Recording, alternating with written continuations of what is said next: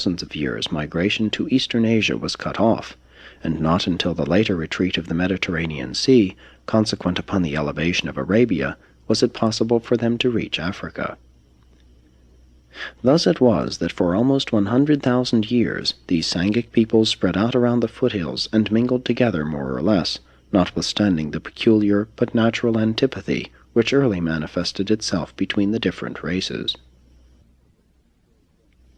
Between the times of the planetary prince and Adam, India became the home of the most cosmopolitan population ever to be found on the face of the earth.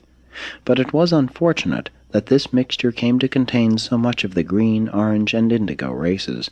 These secondary Sangic peoples found existence more easy and agreeable in the southlands, and many of them subsequently migrated to Africa. The primary Sangic peoples, the superior races, avoided the tropics, the red man going northeast to Asia, closely followed by the yellow man, while the blue race moved northwest into Europe. The red men early began to migrate to the northeast, on the heels of the retreating ice, passing around the highlands of India and occupying all of northeastern Asia. They were closely followed by the yellow tribes, who subsequently drove them out of Asia into North America. When the relatively pure-line remnants of the red race forsook Asia, there were 11 tribes, and they numbered a little over 7,000 men, women, and children. These tribes were accompanied by 3 small groups of mixed ancestry, the largest of these being a combination of the orange and blue races. These 3 groups never fully fraternized with the red man, and early journeyed southward to Mexico and Central America, where they were later joined by a small group of mixed yellows and reds. These peoples all intermarried and founded a new and amalgamated race, one which was much less warlike than the pure-line red men. Within 5,000 years, this amalgamated race broke up into 3 groups, establishing the civilizations respectively of Mexico, Central America, and South America. The South American offshoot did receive a faint touch of the blood of Adam. To a certain extent, the early red and yellow men mingled in Asia, and the offspring of this union journeyed on to the east and along the southeastern seacoast, and eventually were driven by the rapidly increasing yellow race onto the peninsulas and nearby islands of the sea. They are the present-day brown men. The yellow race has continued to occupy the central regions of eastern Asia. Of all the 6 colored races, they have survived in greatest numbers. While the yellow men now and then engaged in racial war, they did not carry on such incessant and relentless wars of extermination as were waged by the red, green, and orange men. These 3 races virtually destroyed themselves before they were finally all but annihilated by their enemies of other races.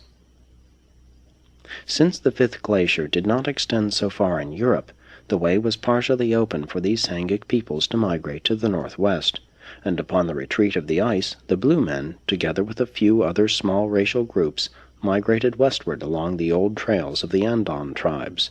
They invaded Europe in successive waves, occupying most of the continent. In Europe, they soon encountered the Neanderthal descendants of their early and common ancestor, Andon. These older European Neanderthalers had been driven south and east by the glacier, and thus were in position quickly to encounter and absorb their invading cousins of the Sangic tribes. In general, and to start with, the Sangic tribes were more intelligent than, and in most ways far superior to, the deteriorated descendants of the early Andonic plainsmen, and the mingling of these Sangic tribes with the Neanderthal peoples led to the immediate improvement of the older race. It was this infusion of Sangic blood, more especially that of the blue man, which produced that marked improvement in the Neanderthal peoples exhibited by the successive waves of increasingly intelligent tribes that swept over Europe from the east. During the following interglacial period, this new Neanderthal race extended from England to India. The remnant of the blue race left in the old Persian peninsula later amalgamated with certain others, primarily the yellow, and the resultant blend, subsequently somewhat upstepped by the violet race of Adam, has persisted as the swarthy nomadic tribes of modern Arabs. All efforts to identify the Sangic ancestry of modern peoples must take into account the later improvement of the racial strains by the subsequent admixture of Adamic blood. The superior races sought the northern or temperate climes, while the orange, green, and indigo races successively gravitated to Africa over the newly elevated land bridge which separated the westward retreating Mediterranean from the Indian Ocean. The last of the Sangic peoples to migrate from their center of race origin was the Indigo man. About the time the Green man was killing off the Orange race in Egypt and greatly weakening himself in so doing, the great black exodus started south through Palestine along the coast, and later, when these physically strong Indigo peoples overran Egypt, they wiped the Green man out of existence by sheer force of numbers.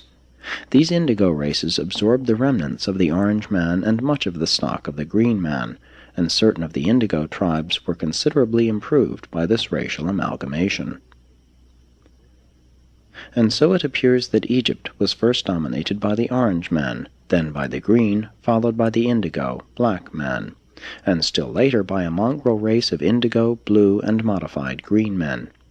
But long before Adam arrived, the Blue men of Europe and the mixed races of Arabia had driven the Indigo race out of Egypt and far south on the African continent. As the Sangic migrations draw to a close, the Green and Orange races are gone. The Red man holds North America, the Yellow man Eastern Asia, the Blue man Europe, and the Indigo race has gravitated to Africa. India harbors a blend of the secondary Sangic races, and the Brown man, a blend of the red and yellow, holds the islands off the Asiatic coast. An amalgamated race of rather superior potential occupies the highlands of South America. The purer Andonites live in the extreme northern regions of Europe and in Iceland, Greenland, and northeastern North America. During the periods of farthest glacial advance, the westernmost of the Andon tribes came very near being driven into the sea. They lived for years on a narrow southern strip of the present island of England, and it was the tradition of these repeated glacial advances that drove them to take to the sea when the sixth and last glacier finally appeared. They were the first marine adventurers. They built boats and started in search of new lands which they hoped might be free from the terrifying ice invasions. And some of them reached Iceland, others Greenland, but the vast majority perished from hunger and thirst on the open sea. A little more than 80,000 years ago, shortly after the Red Man entered northwestern North America, the freezing over of the North Seas and the advance of local ice fields on Greenland drove these Eskimo descendants of the Urantia aborigines to seek a better land, a new home, and they were successful, safely crossing the narrow straits which then separated Greenland from the northeastern land masses of North America. They reached the continent about 2,100 years after the Red Man arrived in Alaska. Subsequently, some of the mixed stock of the Blue Man journeyed westward and amalgamated with the later-day Eskimos, and this union was slightly beneficial to the Eskimo tribes. About 5,000 years ago, a chance meeting occurred between an Indian tribe and a lone Eskimo group on the southeastern shores of Hudson Bay.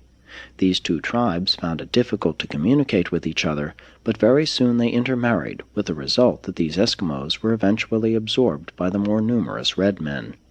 And this represents the only contact of the North American Red Man with any other human stock down to about 1,000 years ago, when the white man first chanced to land on the Atlantic coast. The struggles of these early ages were characterized by courage, bravery, and even heroism, and we all regret that so many of those sterling and rugged traits of your early ancestors have been lost to the later-day races. While we appreciate the value of many of the refinements of advancing civilization, we miss the magnificent persistency and superb devotion of your early ancestors, which oftentimes bordered on grandeur and sublimity. Presented by a life carrier resident on Urantia.